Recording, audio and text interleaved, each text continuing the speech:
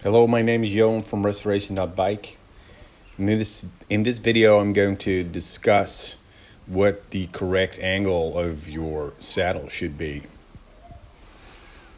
And the reason I'm going to do this is because I was riding this bicycle when I heard a sudden noise and felt the saddle moving backwards and the front of the saddle going up, and which meant that the saddle clamp had loosened.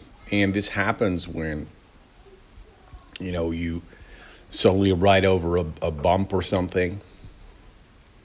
So I had to readjust the saddle and to have it be in a position with a correct seat angle that would be comfortable for me. And then the question arises, what is a correct saddle angle? And I would say that the correct saddle angle is when the front and the rear are at the exact same height.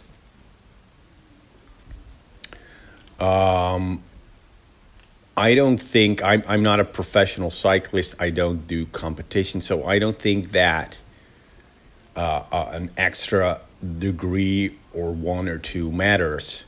So I just put the saddle in a position that's neutral. And you find out soon enough if the saddle isn't in the correct angle when you sit on it.